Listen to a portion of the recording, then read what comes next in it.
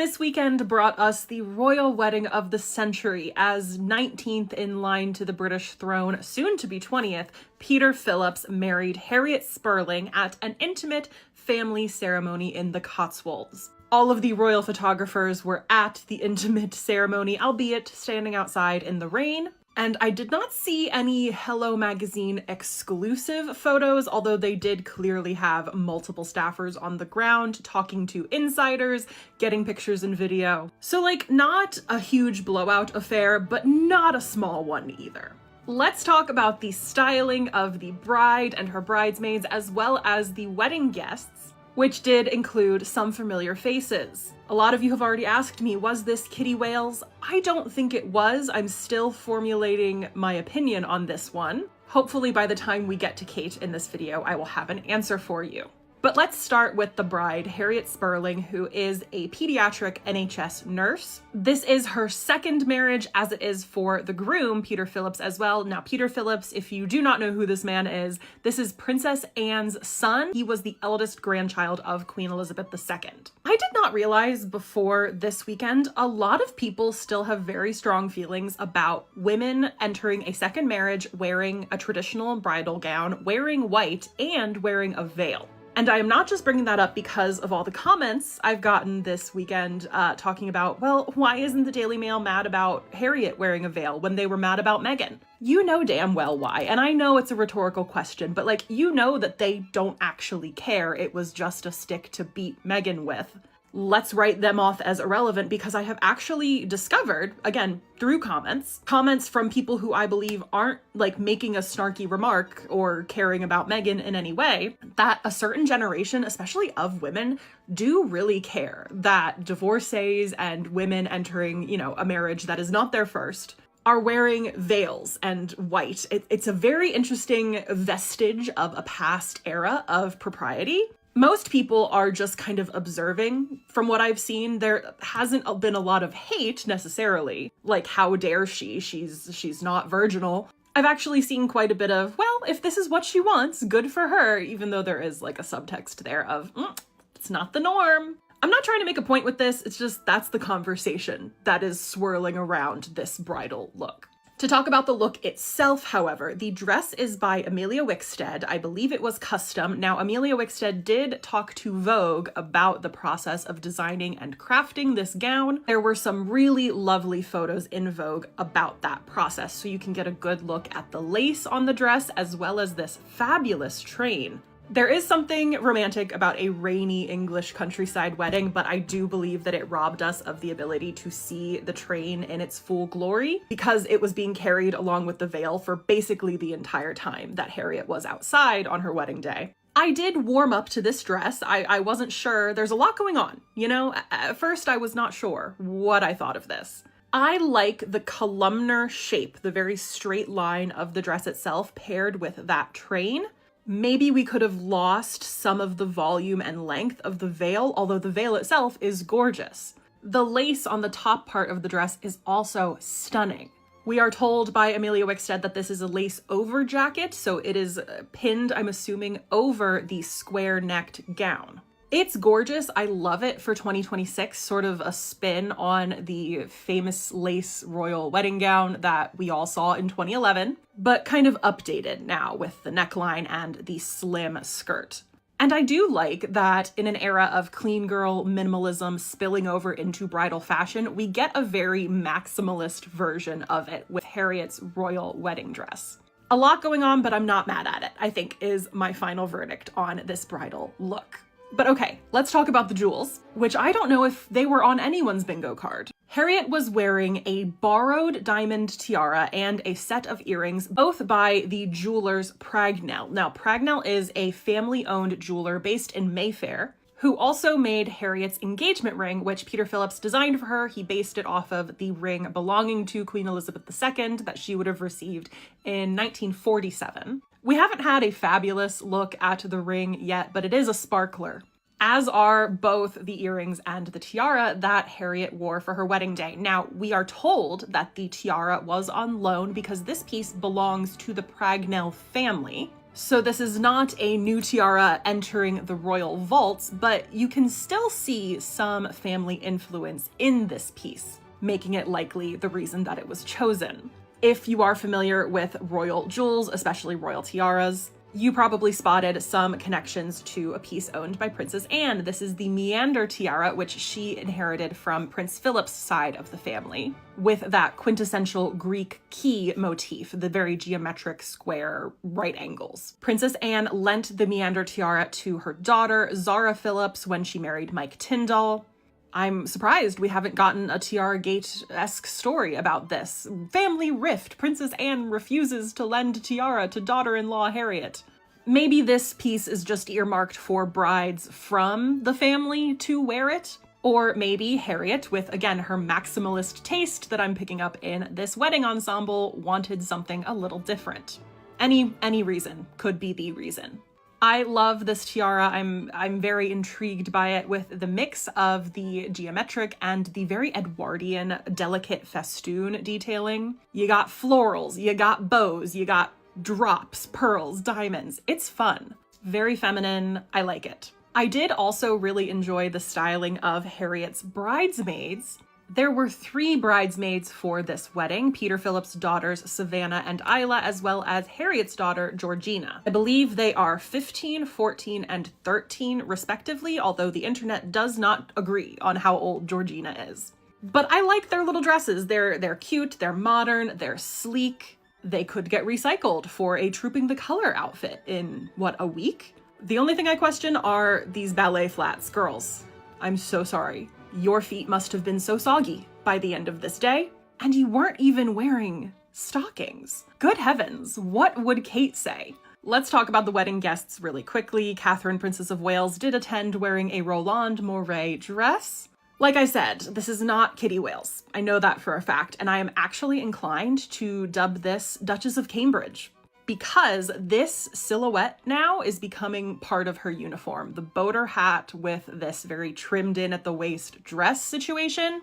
I'm never mad to see it, but it's starting to feel pretty standard in her styling game, a la coat dress and fascinator circa 2014. That's my initial read on this. It's cute, but my goodness, this family's obsession with wearing almost white to a wedding of another person must be studied. And I'm not only talking about Kate here, although this is the second time I've seen her do this. British people just don't seem to care the same way that Americans do about not, quote unquote, upstaging the bride by wearing a color that could be taken as white. We've covered this on my page. This is described as primrose yellow, not white. But y'all, the Queen definitely wore white when Charles and Camilla got married. Camilla herself wore white when Charles and Diana got married. And I'm curious to know what you think of this. If Kate was wearing a color that was inappropriate for a wedding at Meghan and Harry's nuptials, then this is definitely in that same camp. This is what she wore to Harriet and Peter's wedding this weekend. It's cute. I actually like it a lot. But y'all, I'm American, of course, but what are we doing with the white at other people's weddings? I much prefer this later in the day when Camilla wore it to the Epsom Derby. This was like right after that wedding. She and Chuck got in and out. I do also like their little coordination moment here. Mother of the groom, Princess Anne, also stuck to the yellow theme, and she is wearing a hat here that she has had for at least 45 years, and one that, in fact, she wore to her daughter Zara's christening in 1981. Stunning work as always. Another favorite look of mine from the wedding guests was from the sister of the groom, Zara Tyndall. Just nice. I love a hat band. I love a maximalist OTT hat band. Princess Beatrice and Princess Eugenie were both in attendance. Again, the coordination here, so good. I do like Eugenie's outfit. The accessories, the styling's a little off for me, but cute. Princess Eugenie gets a pass because she is pregnant. Again, coordination. Would it surprise you if I told you the only person who didn't coordinate with his wife was Prince William? And lastly, for the wedding guests, this is giving Easter Sunday, especially with the little raffia bag to me, but I did really enjoy Sophie, Duchess of Edinburgh's outfit. And always good to see Prince Eddie as well. Kate Middleton looked jealous and hacked off over how happy Peter Phillips and Harriet Spurling looked after the ceremony, as Kate knew her marriage to William was dead in the water. So when Kate thought the cameras weren't on her, at Harriet and Peter Phillips' wedding.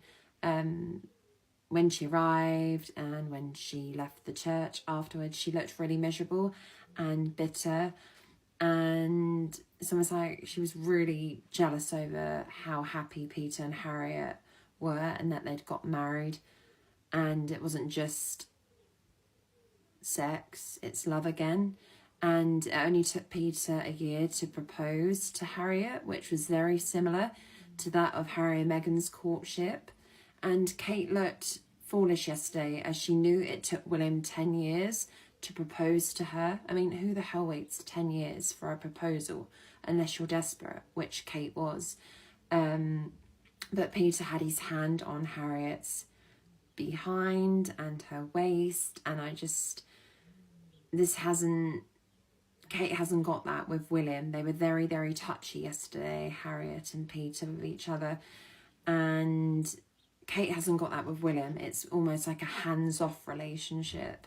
William doesn't want Kate touching him. This just shows you that the love has gone and he doesn't want to be with Kate anymore. He's had the best of her. It's almost like that. And I think when Kate saw Peter and Harriet kissing and looking into each other's eyes, I think it really grated with her, and she envied it, basically. And Kate hasn't got the fairy tale with William, and Harriet is a divorcee, and she's got a more loving marriage than Kate, even though Kate's going to be the future queen. It's almost like Kate wanted to turn back the clock and relive her marriage to William in 2011, when things were a lot happier between the pair. And you know what Kate's like? She thinks she deserves the world and everyone loves her. Well, your husband doesn't love you, Kate, I'm afraid, and you must hate it that Harriet's fairy tale has only just begun. And you can tell she was seething really underneath. She had to try and hide it, but you could just see. And she had the same look actually at Harry and Meghan's wedding. Resentment, envy, annoyed that Meghan had chosen the better prince, because we all know Kate married William for the lifestyle and the status and his wealth, and whereas Meghan married Harry for love and happiness. And now Kate had to witness another happy, madly in love couple yesterday, and she's green with envy that everyone has got someone apart from her. But I also got the impression that Kate thought the wedding revolved around her almost, like, oh yes, everyone's looking at me, aren't I special? I'm so important. Well, no, Kate, you're not, because you and William are living separate lives and your marriage is a sham, and you're having to act out the happy married couple even though you and William literally despise each other. So you're literally just pretending to try and fool the public that you are a happily married couple when you hate each other. And literally Kate's eyes yesterday, I noticed when she got out of the car, she was looking about, and then she looked that way as well, looking for the cameras and to make sure if anyone was looking at her. And you'd have thought that Kate was the bride and that Harriet was actually the guest at the wedding, the way Kate was acting. And I mean, she's such a narcissist. She can't bear anyone else being the centre of attention for the day. All eyes always have to be on Kate for some reason. I don't know why, but Harriet looked amazing and Kate looked really old and average.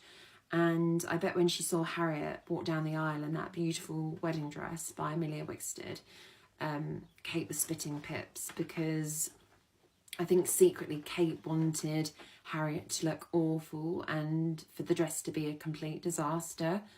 And she didn't want Harriet to be happy and beaming, because when Kate's feeling bad herself, she doesn't like other people being happy and excited. She doesn't like it. It's almost like, how come you're happy and I'm suffering and I'm really miserable? And the cameras are screaming Harriet's name but not Kate's. Oh dear. I don't think that went down very well, but what do you expect? She was the bride. She was the centre of attention that day, not Kate. The only thing Kate was pleased about probably was the weather, that it was chucking it down with rain, really. I don't think anything else was a positive for Kate that day. Remember, Kate sees Harriet as a threat because she's got her own job and her own career. She's slim, she's pretty. Sounds familiar? Kate was like this when Meghan arrived as well, because she had a brilliant CV, Meghan, and she had a career, and she was the first millionaire to marry into the royal family, and she didn't like it. It's almost like, oh great, of all the people Harry could have chosen, and he had to pick someone who looked amazing, sounded amazing, had a brilliant CV, and she was a millionaire. So that for Kate was like, she'd had enough after that. It was like, great. But again, Kate resents beautiful, successful, independent women. Harriet's got her own job. She's a nurse. And I think Kate won't want to make many appearances with Harriet because she's really beautiful, actually. She's got a very unique, and it's different, her face. It's not your average face. You don't see many faces like that. I think she's very original. But yeah, I think this photo, this really got on Kate's nerves. Like, I'm fed up with seeing couples so happy and my own marriage is a disaster and a failure. And just look at her face. That doesn't look like a person that's happy for someone else getting married.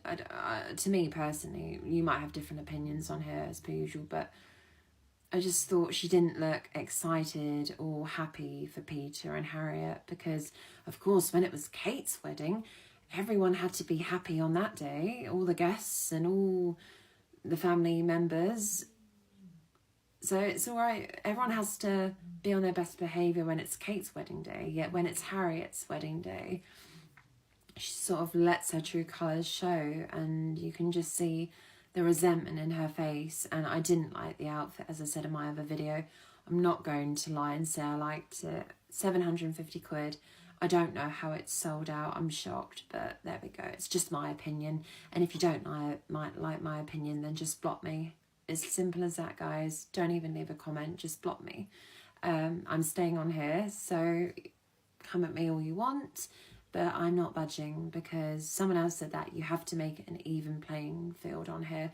There's so many Meghan hate accounts and trolling accounts and bullying accounts, and they're all pro Kate, and then when you get a pro Meghan one, everyone gets all uppity-dupty, like, oh, this isn't right. How dare you say that about Kate? Oh, you're a disgrace. Oh, she's had cancer. Can we just get over this cancer thing, okay? She never had cancer, Kate Middleton. Can we just correct that right now? It wasn't cancer, okay? It was a mental breakdown, because obviously we had Oprah, we had Harry and Meghan's Netflix, we had Harry's book, Spare, at the beginning of January 2023, and then we had Omid Scobie's book, which revealed that Kate Middleton was a racist. And then obviously we had The Crown season 6 that came out at the beginning of December, and it's almost like the whole thing just got on top of Kate, and it was too much for her. And obviously William's infidelity, his cheating, his affairs, mistresses and everything. And I just think William said, look, I don't love you anymore. We won't divorce publicly, but we're going to split privately behind the scenes. I'm going to get you a place where you can live, and I'm going to live somewhere else. I don't love you anymore. And that's it. And I think it just made her go over the edge. It just took her over the edge. But I don't know what Kate expected, because I realised after they got married, she slightly neglected William. It was more about, how do I look? How do I present myself? I'm going to worry about my wigs, hair extensions and my outfits. You can get on with it yourself, William. And I think she's realised now that she should have made more of an effort with William, cared for him a bit more. And yeah, she's lost him now, but it's her own fault. But Kate needs to stop being jealous and envious that Harry and Meghan have the fairy tale, and that Peter and Harriet have the fairy tale as well. And it's sour grape. She's jealous that Meghan is married to the Spur and she's happy, and Harriet and Peter are happy as well, and she doesn't like it.